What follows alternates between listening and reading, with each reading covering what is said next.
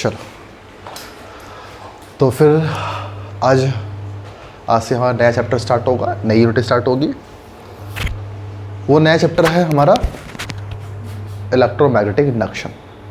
ठीक है बेटा, बहुत इंपॉर्टेंट चैप्टर है और इससे बोर्ड एग्ज़ाम में काफ़ी सारे क्वेश्चंस आते हैं।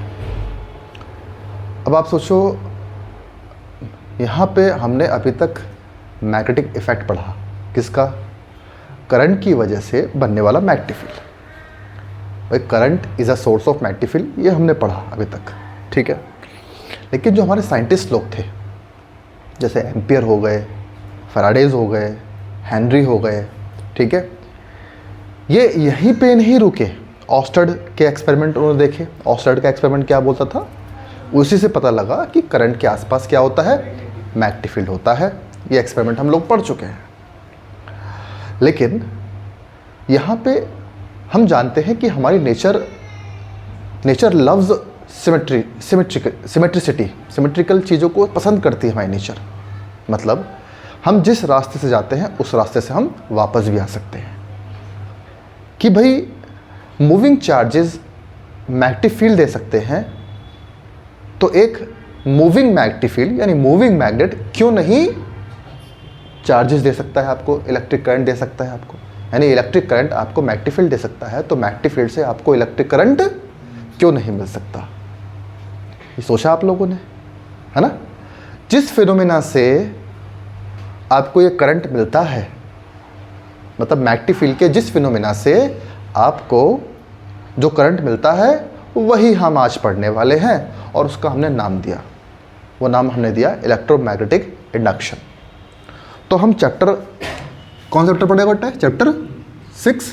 हाँ, चैप्टर 6 होगा हमारा EMI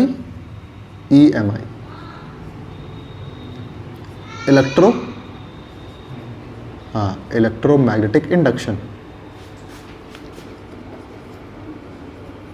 मैग्नेटिक इंडक्शन।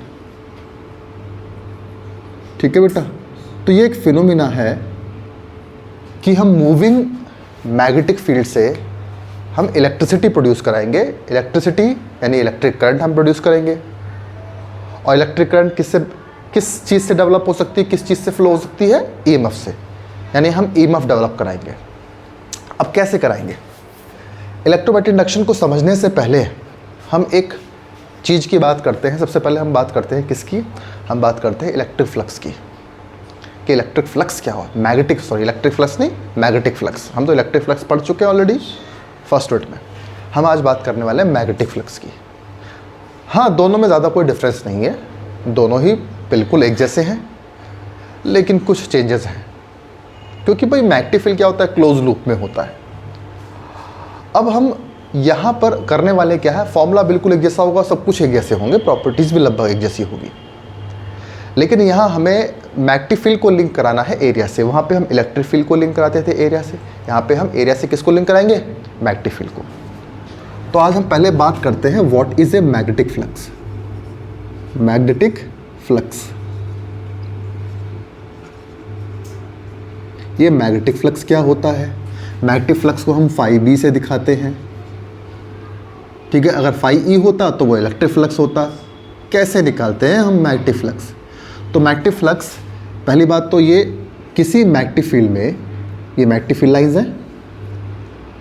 अगर हम यहाँ पर एक सरफेस एरिया, एक एरिया क्लोज एरिया अगर हम सस्पेंड कर दें यहाँ पर, तो बेटा तो क्या होगा? उस एरिया को सस्पेंड करने से यहाँ पर उस एरिया से क्या लिंक होगा? हमारा मैग्नेटिक फील्ड लिंक होगा, है ना। या क्लोज लूप बना दो, एक लूप बना दो, ऐसे तिरछा लूप बना दिया मैंने। कैसा रखा हुआ है? ये ऐसा रखा हुआ है, ठीक है बेटा, है ना। अब एक्चुअल में ये जो मैग्नेटिक फील्ड है, magnetic field is a vector quantity. Magnetic field is a vector quantity. Area is also a vector quantity. अभी ये लूप है, इसका एरिया कहाँ है? नीचे की तरफ। अब मैग्नेटिक फील्ड किधर है? इधर की तरफ। ये क्या है इन दोनों के बीच का? Angle, theta. बाप ही बताओ, इस लूप से, ये जो लूप है क्लोज लूप है, क्लोज लूप किससे बनाया? एक वायर ले लिया, गोल वायर ले लिया, वायर लिया, गोल किया उसको मैंने, और उसको कहाँ रख दिया मैंने? मैग्नेटिक फील्ड में रख दिया। वो गोल लूप है। अब लूप कैसा है? ऐसा तिरछा। एरिया वेक्टर किधर है? नीचे की तरफ। ये लूप है, मान लो ये इसके पास एरिया है और इसका एरिया वेक्टर किधर है? नीचे की तरफ। मैग्नेटिक फील्ड किधर है? सामने की तरफ। दोनों के बीच में क्या है? Theta angle. अब मैंने बोला कि भाई ये बताओ मैग्नेटिक फील्ड सबसे ज़्यादा लिंक कब होगा? आप खुद सोचो, मैग्नेटिक फील्ड सबसे ज़्यादा लिंक कब होने वाला है? अगर ऐसे रहेगा तो आधा मैग्नेटिक फील्ड ऊपर से चला जाएगा, आधा मैग्नेटिक फील्ड नीचे से चला जाएगा, कोई मैग्नेटिक फील्ड लिंक नहीं होने वाला। अगर इस लूप को हम ऐसे हैंडल करें तो सबसे ज़्यादा मैग्नेटिक फील्ड अब लिंक होगा। अगर वही ये लूप तिरछा हो जाए तो थोड़ा सा मैग्नेटिक फील्ड बच गया लिंक होने से। यानी सबसे ज़्यादा मैग्नेटिक फील्ड जब लिंक होता है जब हमारा एरिया मैग्नेटिक फील्ड के कैसा हेल्ड हो? परपेंडिकुलरली हेल्ड हो, मतलब परपेंडिकुलरली रखा जाए।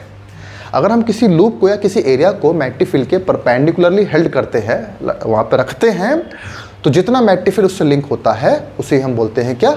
Magnetic flux. That is called magnetic flux. कई बात सबको समझ में आ गया? सबसे ज़्यादा मैग्नेटिक फ्लक्स अभी लिंक होने वाला है। अब तो ये हमारा एरिया है। अभी इसको मैं नॉर्मली ऐसे बनाता हूँ बेटा, देखो मैंने अभी एरिया ऐसा रखा था, ये एरिया वेक्टर नीचे की तरफ है। अभी क्या करना है? मुझको नॉर्मली हेल्ड करना है। एरिया ए ये है, कितना एंगल पर रखा है? थीटा एंगल पर। भाई इधर मैग्नेटिक फील्ड है, जितना एंगल ये होगा उतना एंगल ये होगा, थीटा ही होगा, क्योंकि अगर इसको मैं ऐसा करूँगा तो थीटा जीरो हो जाएगा, ये भी ज़ीरो हो जाएगा। ठीक है बेटा? तो ये ए है तो ये कितना होगा? ए कॉस थीटा, क्योंकि यहाँ पर एरिया का बेस के अलोंग कितना कॉम्पोनेंट आता है? ए कॉस थीटा। अब यहाँ पर यानी यहाँ पर एरिया क्या है? ए कॉस थीटा। क्लियर हो गया? यही वाला एरिया तो मैग्नेटिक फील्ड लिंक कराएगा। कितनी ये बात सबको क्लियर आ गई? ठीक है। अब इधर है एरिया और उधर ही है मैग्नेटिक फील्ड। हम चाहते हैं क्या है? फ्लक्स हमारा मैक्सिमम से मैक्सिमम लिंक हो। तो एरिया कैसा होना चाहिए? मैग्नेटिक फील्ड के जो एरिया का प्लेन होना चाहिए मैग्नेटिक फील्ड के परपेंडिकुलर रखना चाहिए। या अगर एरिया मैग्नेटिक फील्ड के परपेंडिकुलर रखा हुआ है, एरिया मैग्नेटिक फील्ड के परपेंडिकुलर रखा हुआ है, इट मीन्स एरिया वेक्टर किस तरफ है? एरिया वेक्टर मैग्नेटिक फील्ड की डायरेक्शन में है, क्योंकि एरिया वेक्टर जो होता है वो प्लेन के परपेंडिकुलर होता है। समझते हो? ठीक है। जैसे मैंने बोला, फिर से देखो, ये एक प्लेन है, ये एक प्लेन है, इधर मैग्नेटिक फील्ड इधर जा रहा है, इस प्लेन को मैंने मैग्नेटिक फील्ड में ऐसा रखा, तो एरिया वेक्टर किधर है? एरिया वेक्टर इधर है। ठीक है। एरिया वेक्टर हमेशा मैग्नेटिक एरिया के प्लेन के परपेंडिकुलर होता है। मैग्नेटिक फील्ड भी इधर की तरफ है। थीटा दोनों के बीच में कितना हो गया? 0 डिग्री हो गया। अब सबसे ज़्यादा मैग्नेटिक फील्ड लिंक होगा। समझ में आती है बात ये? ठीक है। अब क्या किया मैंने? इसको तिरछा कर दिया ऐसे। अभी मैग्नेटिक फील्ड अलोंग हो गया, एरिया के along. Magnetic field is along with the plane of the area. यहां पर थीटा कितना हो गया? एरिया वेक्टर नीचे की तरफ, मैग्नेटिक फील्ड। तो यहां पे आप बिल्कुल भी कंफ्यूज मत होना। ज़्यादातर बच्चे यही करते हैं, वो थीटा को 90 कर देते हैं या थीटा को 0 कर देते हैं। क्वेश्चन ने बोला क्या? Magnetic field is along with the plane of the surface. एक सरफेस को मैग्नेटिक फील्ड में रखा है, इस तरीके से रखा है कि उसका प्लेन मैग्नेटिक फील्ड के अलोंग है। तो आप थीटा 0 डिग्री मत करना, वहाँ पे थीटा कितना होगा? 90 होगा। क्लियर हो गया? अभी बोला है magnetic field is perpendicular to the plane of area, तो यहाँ पे थीटा 0 डिग्री होगा, क्योंकि यहाँ पे एरिया वेक्टर बोर्ड में न्यूमेरिकल इसी तरीके से दिया जाता है, इसी तरीके से बोलेगा आपसे। ठीक है। तो अगर बोला, पहली बात क्या बोला? प्लेन या B is perpendicular to the plane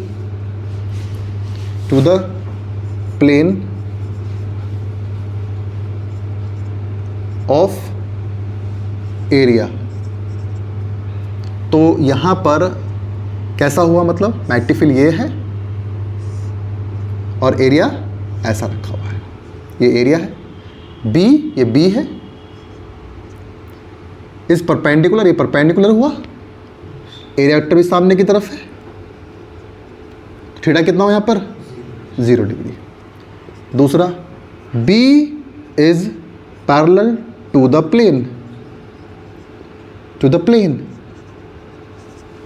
तो ये एरिया है और मैग्नेटिक फील्ड इधर की तरफ है और एरिया वेक्टर किधर है नीचे की तरफ, तो थीटा कितना हो गया 90 डिग्री। क्लियर हो गया? तो पहले इस कंसेप्ट को हम लोग समझ गए। क्लियर हो गया कि हम किसी एरिया को मैग्नेटिक फील्ड में रखें कैसे। ठीक, बात घुमानी नहीं है, सीधी सीधी बात करनी है। घुमा के हम कहीं से कहीं लेके जाएं उससे कोई फ़ायदा नहीं है। किन किन चीज़ों पे कहाँ कहाँ दिक्कतें आने वाली है हमारे एग्ज़ाम में। ठीक, अब मैग्नेटिक फ्लक्स का मतलब क्या होता है? लिंक होना। कितना एरिया सामने आया मैग्नेटिक फील्ड के, कितना एरिया सामने आया, जितना एरिया सामने आएगा उतने से तो लिंक होगा। ठीक है, अब कितना फ्लक्स लिंक होगा? तो फाई बराबर होगा कितना मैग्नेटिक फील्ड इंटेंसिटी है B, जितना ज़्यादा मैग्नेटिक फील्ड इंटेंसिटी होगा फ्लक्स उतना ज़्यादा लिंक होगा। और जितना बड़ा एरिया सामने आएगा, सामने आने के लिए कितना बड़ा एरिया सामने आया उसके लिए हम क्या लगा दे साथ में कॉस थीटा। कॉस थीटा ही एरिया सामने लेके आएगा। क्लियर हो गया नहीं हो गया? तो जितना बड़ा एरिया होगा और वो एरिया कैसा रखा जाए, प्लेन के परपेंडिकुलर रखा जाए। अब इससे हम फ्लक्स को डिफाइन कर सकते हैं। फ्लक्स को कैसे डिफाइन करें? Electric flux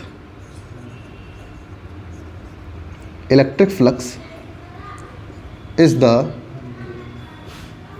the total magnetic field lines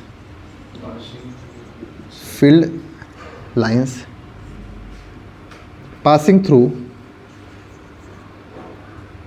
through an area which is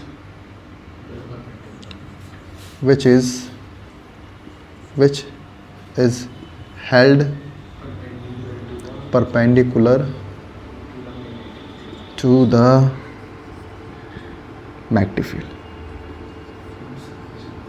magnetic field.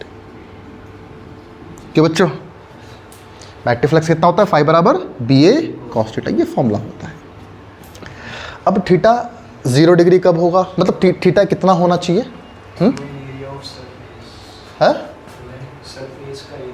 Which is held perpendicular to the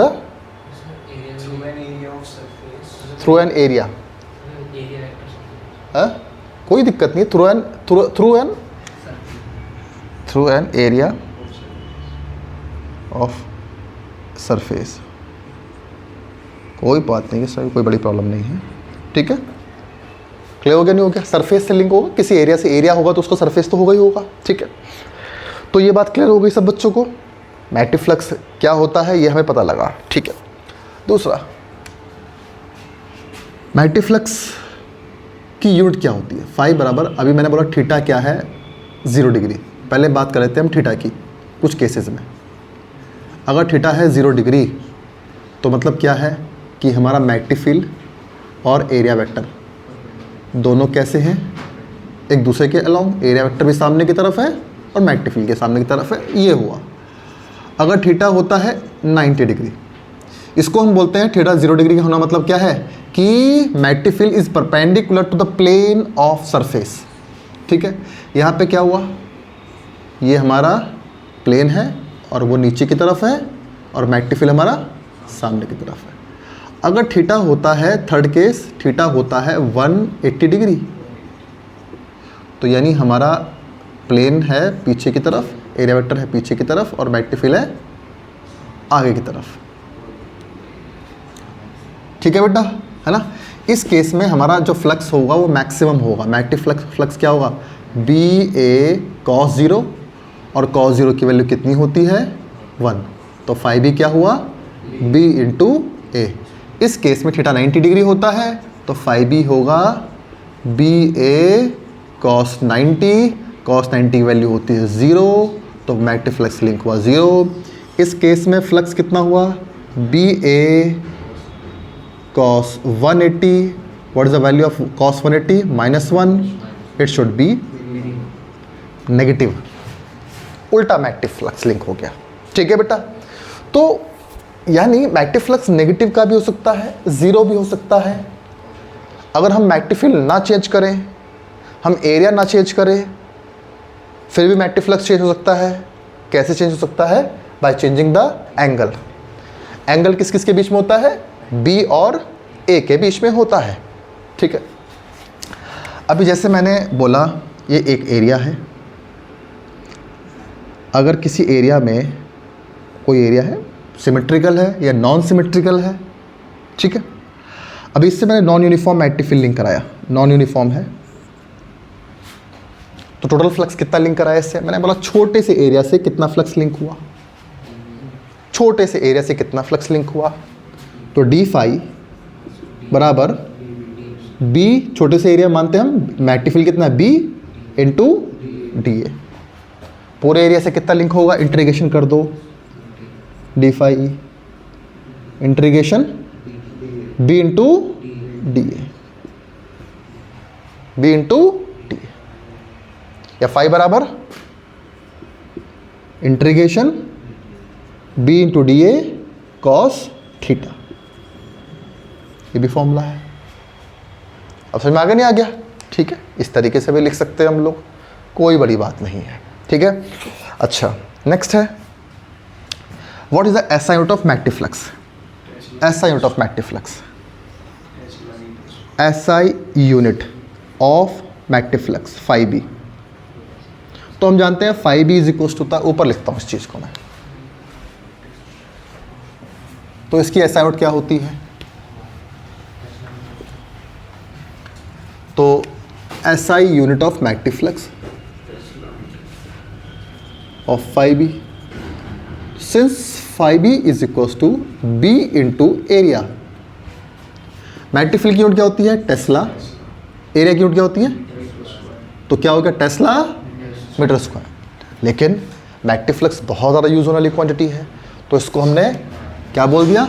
weber, weber, weber. ठीक है, शॉर्ट फॉर्म में क्या बोलोगे? सिंबल क्या है? W B, weber. क्लियर हो गया? तो वेबर किसकी यूनिट होती है? मैग्नेटिक फ्लक्स की। मैग्नेटिक फ्लक्स की यूनिट होती है वेबर। अब समझ में आया नहीं आया सब बच्चों को? ठीक है, तो ये phi B is the magnetic flux. अगर मैं बोलूं व्हाट इज 1 वेबर, क्योंकि साइंटिस्ट के नेम पर है तो कैपिटल डब्ल्यू से लिखेंगे हम लोग। व्हाट इज 1 वेबर, तो फाई बी, अगर हम बी बराबर 1 टेस्ला कर दें और एरिया क्या कर दें? 1 मीटर स्क्वायर, तो मैग्नेटिक फ्लक्स कितना होगा? 1 वेबर के बराबर होगा। तो आप 1 वेबर को डिफाइन भी कर सकते हो। अगर 1 मीटर स्क्वायर के एरिया से 1 टेस्ला का मैग्नेटिक फील्ड लिंक होता है परपेंडिकुलरली, तो वो 1 वेबर का मैग्नेटिक फ्लक्स होता है। अच्छा, CGS unit of magnetic flux, तो ये होता है बेटा भाई फाई बी बराबर बी इंटू ए ही होता है। तो टेस्ला की सीजीएस यूनिट क्या होती है? गॉस होती है इंटू सेंटीमीटर स्क्वायर, है ना? Gauss centimetre square. क्लियर? और इसको बोलते हैं हम मैक्सवेल। हाँ, मैक्सवेल, MX, मैक्सवेल। ठीक है, तो मैक्सवेल किसकी सीजीएस यूनिट होती है? मैग्नेटिक फ्लक्स की सीजीएस यूनिट होती है। और इसको भी आप डिफाइन कर सकते हो कि वन मैक्सवेल कितना होता है, आप डिफाइन कर सकते हो। 1 मैक्सवेल कितना होता है जब 1 गॉस का मैग्नेटिक फ्लक्स 1 सेंटीमीटर स्क्वायर के एरिया से जब लिंक होता है, बिल्कुल वैसा है। बी हमने 1 गॉस कर दिया, एरिया को हमने 1 सेंटीमीटर स्क्वायर कर दिया, तो वो हमारा 1 मैक्सवेल हो जाएगा।